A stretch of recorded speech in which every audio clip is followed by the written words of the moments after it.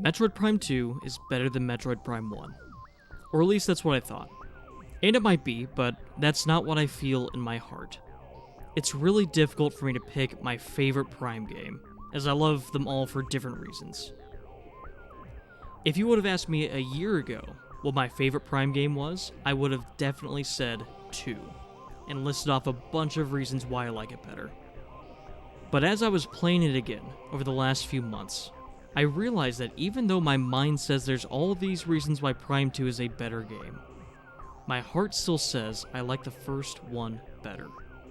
Today we'll explore why I used to say Prime 2 is my favorite, then we'll counter that with the reasons why I like Prime 1 over Prime 2, and finally, examine what my heart truly says about Metroid Prime 1. Like I said, there's a lot of reasons I might like Prime 2 better.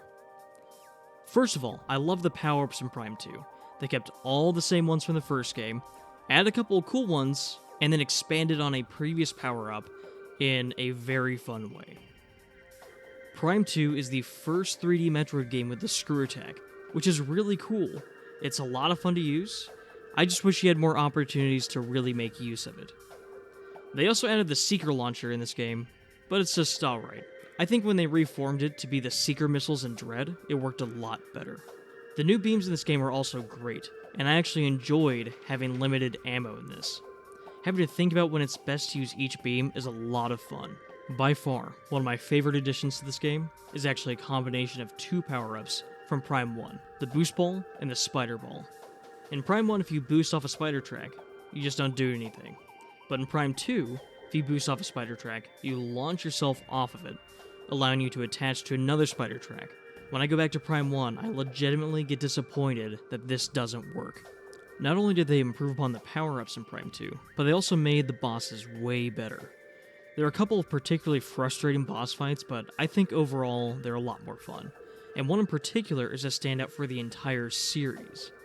Most of the boss fights are these Guardians that actually use Samus's power-ups against you. A fun example of this is the Powerbomb Guardian. 2 very frustrating examples of this are the Boost Ball Guardian and the Spider Ball Guardian. These 2 fights are particular lowlights for me. The rest of the bosses are fine. Now, of course, the best bosses are the main fights for each of the explorable areas. These are big bosses that really put you to the test. In each of these fights, you have to utilize a lot of the abilities you gained in that area. My favorite of these is Quadraxis. This is probably my favorite fight in the whole series. During this fight, you have to utilize the newly acquired Echo Visor, the Morph Ball, as well as the boost jump from the Spider Ball track I mentioned earlier. It's just a really fun fight. While the bosses are great, one of the biggest improvements Prime 2 made over Prime 1 is the map structure. All of the explorable areas are great in Prime 2, whereas I don't have the same opinion of Prime 1. There are 3 main explorable areas in Prime 2: Agon Waste, Torvus Bog, and Sanctuary Fortress. All 3 of these connect to the central location of the Temple Grounds. There's also shortcuts between each of the areas that allow you to quickly make your way from one location to another. They also limited backtracking by only having you explore one area at a time. Now, there are a couple of instances in which you have to go back to a previous area, but this is the exception, not the rule. This is unlike Prime 1, where you had Phendrana Drifts, which could only be reached by going through Magmoor Caverns. And man, there was a lot of backtracking in Prime 1. Prime 1 also has my 2 least favorite areas in the whole series: Magmoor Caverns and Phazon Mines. Magmoor Caverns is basically just a hallway to take you to and from Phendrana Drifts, and Phazon Mines is essentially a linear level you have to make your way through a couple of times. Overall, the consistency of Prime 2's level design is much better. Now, despite all of the great things I just said about Prime 2, I still like Prime 1 better. Even though I just got done talking about how much more consistently good Prime 2's areas are, I still like Prime 1's maps better. While Prime 1 has some of my least favorite maps in the series, it also has my favorites. Talon Overworld is just beautiful with all the greenery, and I just love the way the rain drops down on Samus's visor. Chozo Ruins is a mysterious and intriguing remnant of a long-lost civilization. And then there's Phendrana Drifts, which is, without a doubt, my favorite location in the entire series. It's just gorgeous and fun to explore. And the music is peak Metroid Prime.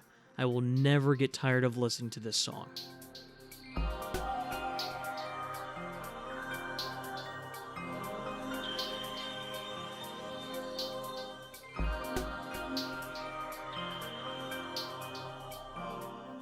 There's just something special about these locations that makes me want to keep coming back to them year after year. And I just don't feel that way about Prime 2, even though all of its areas are more consistently good across the board. Similarly, even though progression is a lot more structured in Prime 2, I still like how Prime 1 handles progression better. Prime 1 feels a lot more like a standard Metroidvania, which I prefer. Now, I'm not saying that Prime 1 is a gold standard of Metroidvania design. In fact, it honestly drops the ball in a few key places. Unlike other Metroidvanias, it never closes off portions of the map for exploration like how Super Metroid does. Throughout the entirety of Metroid Prime, the explorable area only grows, and the game sometimes asks you to travel pretty far to get to the next point of progression. This can be very frustrating for some players. I am not one of those players.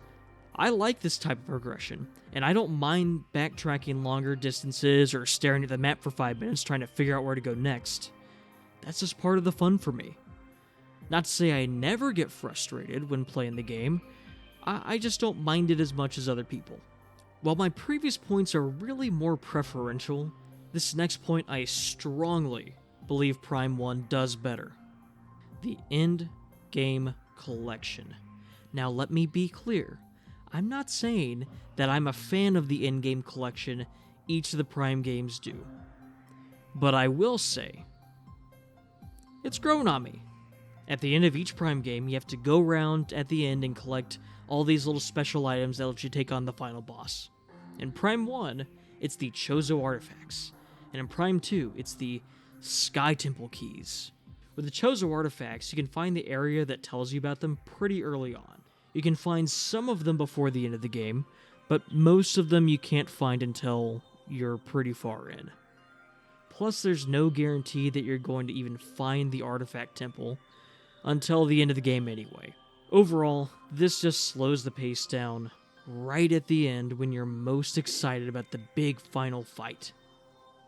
Unfortunately, it's even worse in Prime 2. If you're playing Prime 2 for the first time, you're not even going to know the Sky Temple keys exist until you get to the very end of the game. And there's 9 of them. Technically, you can get some of them earlier, but not until after you get the Dark Visor, which is one of the last items you get in the game. If the Chozo artifacts slow Prime 1 down to a walk, the Sky Temple keys slow the game down to the rate at which paint dries on a turtle covered in molasses in winter.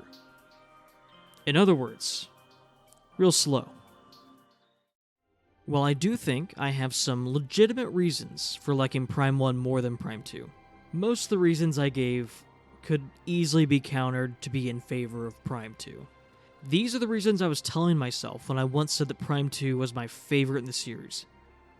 What I realized is that the real reason I like Prime 1 best is good old-fashioned nostalgia. Yep, I really think that's why I like Prime 1 better. I was thinking to myself how silly it is to like a game better simply because of nostalgia, but I really don't think it's that unreasonable. There are just certain things I associate Prime 1 with that can't be applied to Prime 2. One of these associations is actually the smell of smoked meats. Seriously. When I was younger, I would often go ride my bike around the neighborhood as a young boy does, and I have this distinct memory of riding my bike one time and planning to play Metroid Prime when I got back home. And as I was coming back home, I smelled what my dad was cooking on the grill. To this day, I still think about Metroid Prime every time I grill something, and that's not a joke. And of course, I could never forget about how I felt the first time I stepped into Fendrana Drifts. The music, the way the camera pans over the snowy, icy cliffs is just forever ingrained in my mind. I know there's a stigma against saying you like a game because of nostalgia, but it's just how we're wired. We're going to prefer games that we have a strong emotional connection with. For me, Metroid Prime reminds me of a simpler time in my life, and the time I spent with my family while I was younger. No matter how many reasons I can think of to make myself believe that I like Prime 2 better, I can't get rid of the emotional connections I have to the first one. I love Prime 2, probably more than most people, but it will never replace Prime 1 as my favorite Metroid game. Embrace the nostalgia. Don't be ashamed to like a game simply because you have good memories associated with it.